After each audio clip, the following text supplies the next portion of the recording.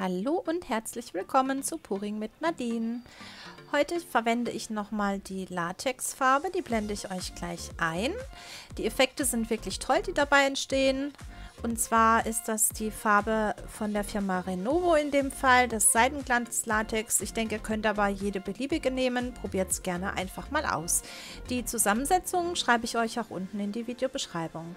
Viel Spaß!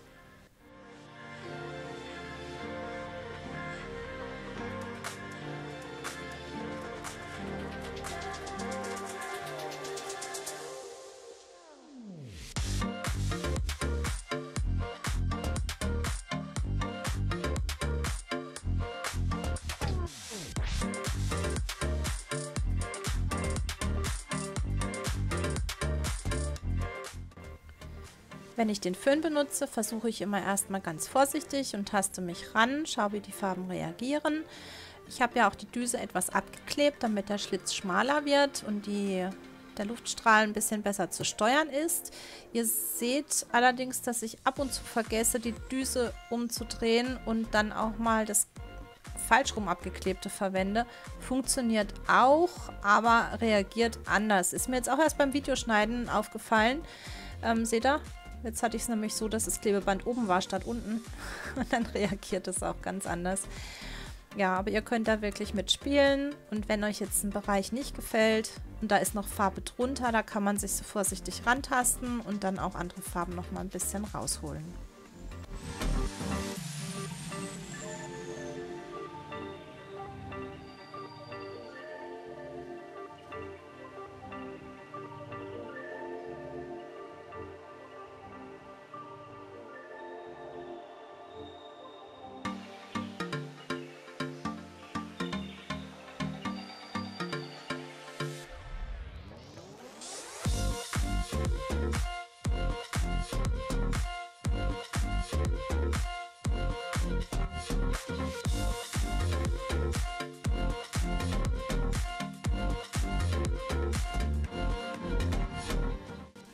Der Strohhalm ist auch ein tolles Utensil fürs Puring.